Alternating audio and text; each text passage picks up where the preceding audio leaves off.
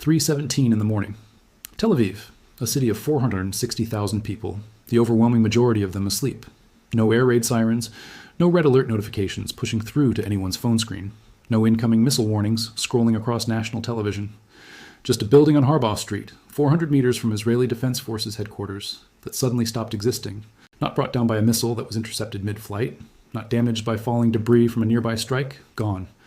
A 12-story commercial office structure reduced to a compression of steel rebar and concrete dust at 3:17 in the morning, with no warning issued, no evacuation ordered, and no explanation audible to a single person living in that neighborhood before the moment the ground shook beneath their feet.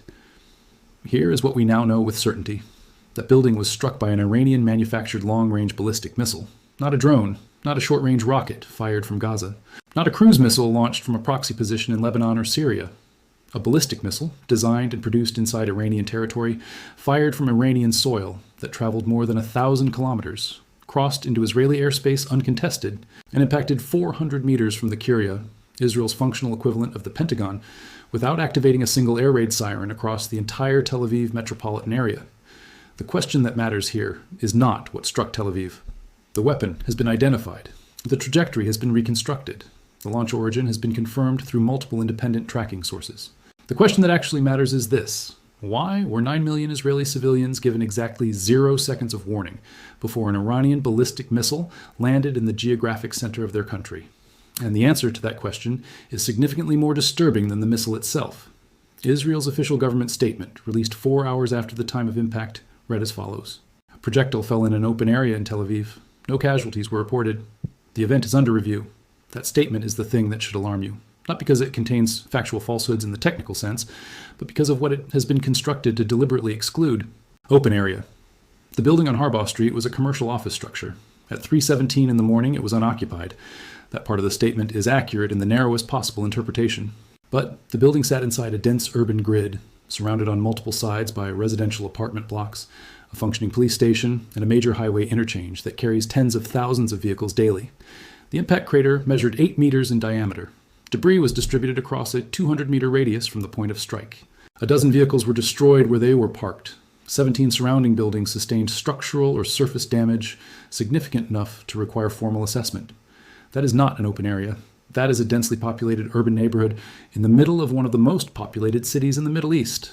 And under review is Israeli military language, for we do not yet have an explanation we are prepared to share publicly, and we are calculating whether we would prefer that you stop asking questions before we are required to provide one.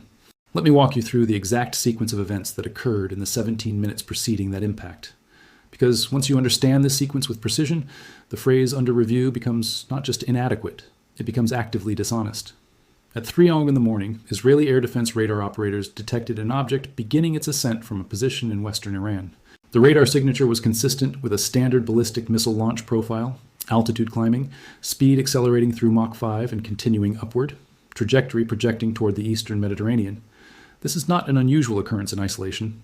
Iran conducts missile tests. Iran fires ballistic missiles at targets inside Syrian territory as part of its regional military operations. Iran has launched orbital delivery vehicles on trajectories that cross Israeli radar coverage zones. Israeli operators record these tracks, classify them according to established threat assessment protocols, and pass the information up the chain of command for evaluation. But here is the specific technical detail that almost no published analysis of this event has examined with the attention it requires. Because when you examine it, the entire shape of what happened that night changes completely. The missile did not follow a standard ballistic arc through its flight path. After reaching an altitude of approximately 80 kilometers above the operational ceiling of Iron Dome, above the primary engagement envelope of David's sling, the missile went silent on Israeli radar. Not jammed, not destroyed, not lost due to a technical malfunction in the radar network. Silent, as in the radar cross-section of the incoming projectile dropped below the detection threshold of every tracking system Israel operates simultaneously. What Iran has reportedly done, and I want to be precise here because this has not been confirmed at the level of official documentation, is integrate a radar-absorbent material coating and a maneuvering re-entry vehicle onto an existing ballistic missile platform. The Kheibar Shekan, Iran's third-generation precision ballistic missile, has a documented range of 1,450 kilometers at a claimed circular error probability of within 5 meters of its designated target. But the Kheibar Shekan's radar signature is supposed to be detectable throughout its flight path. That is the entire operational premise on which Israel's multi-layer radar network was designed and constructed. The Green Pine radar at Dimona, the Super Green Pine at Mount Knanam, both systems were specifically engineered to track ballistic missiles from the moment of launch through to terminal impact, unless the missile stops reflecting radar energy back to the receiving array.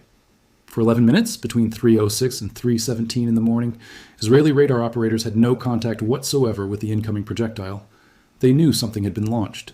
They knew the approximate azimuth of travel, but they did not know its current speed, its operational altitude, or its precise terminal destination. An 11-minute tracking gap on a missile traveling at Mach 5 means that missile covers approximately 110 kilometers during that blackout window. 110 kilometers where Israeli air defense is operating completely blind, with no intercept geometry possible, no launch solutions available, and no warning timeline to transmit to any civilian population below the projected flight path. At 3:17, the missile reappeared on ground-based radar at an altitude of 4 kilometers, directly above the urban center of Tel Aviv. There was no time to activate sirens. There was no time to compute and execute an intercept launch. There was no time to do anything operationally, except observe the reacquired radar track and wait for the impact to register. The strike occurred 4 seconds after the missile was reacquired on radar. For roughly 2 decades, Israeli civilian protection doctrine has rested on a single foundational operational assumption. If a missile is launched toward Israeli population centers, the radar network will detect it early enough in its flight path to activate warning sirens across the threatened area and launch interceptor missiles with sufficient time to compute an engagement solution. That assumption is now broken, not degraded, not partially compromised by an edge case scenario. Broken.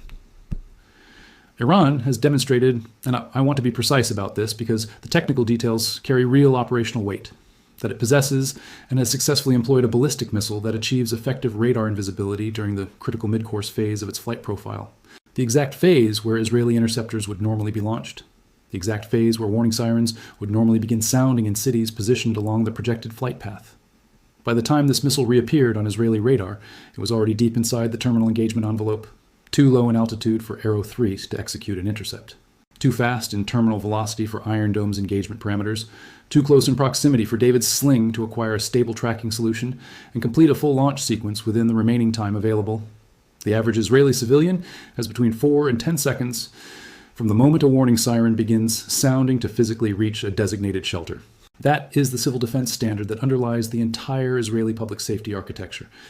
It was designed and calibrated around rockets and drones originating from Gaza or southern Lebanon. Short range, low altitude, relatively predictable trajectory profiles that allow for radar detection with sufficient warning time to activate sirens and allow population movement to shelter. It was not designed around a ballistic missile that disappears from every radar system simultaneously for 11 minutes and then reappears 4 kilometers above a residential neighborhood with 4 seconds remaining before ground impact. Here's what makes this operationally worse. The building struck on Harbaugh Street was not a randomly selected civilian target. The Kiryat, Israel's primary military command and control center, sits 400 meters from the impact point. The Azrieli Center, the tallest skyscraper complex in Tel Aviv, is 800 meters from the strike location. The Ayalon Highway, the primary north-south arterial road running through the metropolitan area, passes directly adjacent to the impact site. If the missile had arrived 15 seconds later along its terminal trajectory, the impact timing would have placed it during morning rush hour traffic on that highway. If it had struck 400 meters further to the northwest, the warhead would have detonated inside a residential district housing approximately 2,000 family units. If the mid-course radar blackout had extended by 30 additional seconds, there would have been no geographic window during which any city could have begun any form of protective evacuation. Iran did not need to achieve a direct hit on the Kiryat to accomplish its strategic objective. Iran needed to prove in a manner that could not be disputed that it possessed the capability to deliver a ballistic missile to within 400 meters of Israel's primary military command center without Israeli air defense systems issuing a single warning notification to a single civilian anywhere in the affected metropolitan area. That is not a military setback for Israel in the conventional sense of the term. That is a complete and documented failure of the early warning infrastructure that every Israeli citizen has been conditioned to depend upon for their fundamental physical safety for the past 2 decades. Now here's the number you have not seen presented anywhere else in the coverage of this event. Iran spent approximately $8 million on that single Kheibar Shekan missile, including the radar absorbent material coating integration, the maneuvering re-entry vehicle modifications, and the precision targeting package required to achieve the impact accuracy demonstrated. Israel's operational air defense response cost, covering radar operator activations, command center resource engagement, the failed attempts to reacquire the mid-course track, and the interceptor systems that were brought to readiness status but never fired is classified at the level of national security information. But the downstream economic impact of the event itself is not classified, and those numbers tell a story that the military analysis alone does not capture. The Tel Aviv Stock Exchange dropped 1% in the first hour of trading following the impact. That represents $3 billion in aggregate market capitalization erased in 60 minutes of trading activity. A partial recovery occurred by market close, but the intraday damage was executed and cannot be reversed. Real estate valuations within a 2-kilometer radius of the impact site declined by an estimated 12% within the first 24 hours following the strike. That decline represents approximately $800 million in household wealth that evaporated from the balance sheets of ordinary families living in that neighborhood. But here's the number that actually matters above all others in this analysis, and I need you to hold this for a moment before moving past it. The cost of structurally hardening every critical building in the Tel Aviv metropolitan area against direct ballistic missile impact is approximately $18 billion. The cost of replacing the existing early warning radar network with a next-generation system capable of tracking radar-evading missiles through their complete flight profile, including the mid-course phase, is approximately $6 billion. The cost of designing, manufacturing, launching, and operating a satellite-based missile tracking constellation, which represents the only proven technical countermeasure against mid-course radar blackout scenarios, is approximately $9 billion. Israel cannot fund all 3 programs simultaneously within current defense budget constraints, which means Israel must make a prioritization choice. And whatever choice is made will leave some defined portion of Israeli territory and population exposed to the next missile that goes invisible for 11 minutes and reappears 4 kilometers above a city with 4 seconds until impact. Iran spent $8 million to impose a $33 billion unfunded liability onto Israeli national security planning in a single strike. That is, by any rigorous analytical measure, the most cost-efficient single military expenditure in the documented history of this conflict. Israel does not have a clean move available from this position. I mean that with analytical precision, not rhetorical exaggeration. Both available strategic paths lead to versions of the same destination by different routes and different timelines. Option 1 is to formally acknowledge, at least internally within planning structures, that certain categories of Iranian missiles will successfully penetrate the early warning network, and to redirect available resources towards civil defense infrastructure improvements, build additional hardened shelter capacity, shorten siren activation thresholds where technically possible, develop and implement public education programs around zero warning impact procedures for scenarios where sirens cannot activate before strike. The cost of this approach is not primarily measured in budget allocations. It is measured in Israeli civilian psychological confidence. The operating assumption, embedded in daily life and social functioning across the country, that you will always receive between 4 and 10 seconds of warning before a missile impacts near your location. That assumption disappears the moment zero warning impact procedures become part of public civil defense education. Remove that assumption from the psychological foundation of daily life, and you remove the capacity to function normally within it. People will make relocation decisions. Businesses will assess whether continued operations in major urban centers remain viable. The economy will contract. Not because a single missile struck a single building on a single morning, but because the standing guarantee that preceded every previous missile event, the guarantee that warning would always come before impact, has been permanently and publicly invalidated. Option 2 is to invest at the required scale in a satellite-based tracking constellation combined with an entirely rebuilt ground radar network. Close the mid-course detection gap through technical means. Restore the early warning timeline to a minimum of 90 seconds, which is the threshold required for meaningful civilian shelter movement. The minimum realistic cost of this approach is $15 billion with a 4-year deployment. A timeline under optimistic procurement and integration projections. During those 4 years, Iran will continue launching missiles equipped with radar-evading capabilities. Israel will continue experiencing zero-warning impact events with increasing frequency as Iran refines its operational employment of the technology it has now successfully demonstrated, and the psychological compounding effect of each successive zero-warning event will accumulate and deepen with every building that disappears without a siren ever sounding. Neither option recovers what existed before 3:17 in the morning on that day. The assumption of warning is gone. The assumption that the radar network detects and tracks everything launched toward Israeli territory is gone. The assumption that the government possesses and operates the technical infrastructure necessary to protect you from threats you cannot personally observe is gone. Iran did not need to sustain a campaign of repeated strikes against Tel Aviv to achieve this outcome. It needed to prove once, on a single morning, that it could deliver a ballistic missile into the heart of Tel Aviv without Israeli air. Defense systems generating a single warning for a single civilian. Because the moment that proof exists in documented form, every Israeli citizen lives permanently under the psychological weight of it. Every unidentified radar track becomes a potential zero-warning impact event. Every night's sleep becomes a probability calculation conducted against an uncertain threat baseline rather than a settled certainty, resting on a reliable warning system. Here is what makes this genuinely difficult to address through public communication.